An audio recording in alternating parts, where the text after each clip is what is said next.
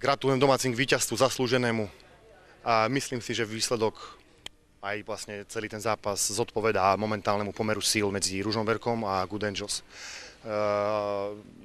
Nestalo sa žiadne prekvapenie, my sme takisto nevystúpili z tieňa a takisto si myslím, aj Good Angels kľudne mohli vyhrať vyšším rozdielom.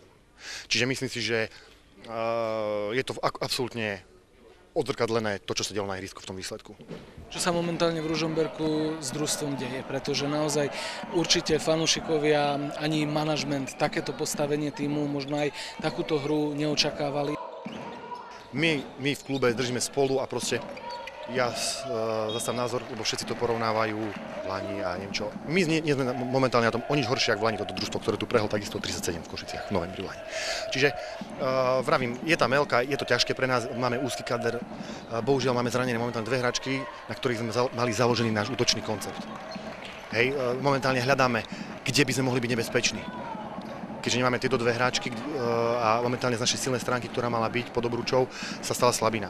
Takže snažíme sa zaradiť nové útočné systémy a snažiť sa nájsť inú cestu do superového koša, ktorá pri našej vlastne fyzických dispozíciách ukazuje jasne na streľbu zvonku, ktorá nám momentálne sa nedarí. Ak chceme byť úspešní, potrebujeme niečo trafiť.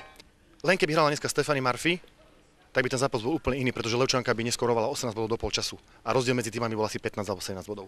Čiže ten prvý polčas by bol možno o 8. Len keby hrala ona. Plus keby hrala Parker, ale to je keby.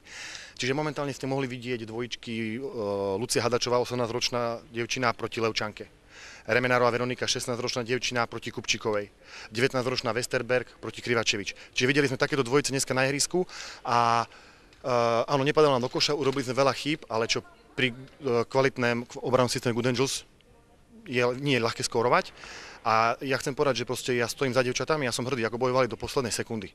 Či tá 16-ročná, či 18, či Brezáňová, či hoci ktorá iná. Proste držali spolu a nakoniec, aj keď sa nám nedarilo, bolo to frustrujúce, pretože nielen domáce družstvo stalo proti nám dneska. A ja chcem poďakovať, že bojovali do poslednej sekundy a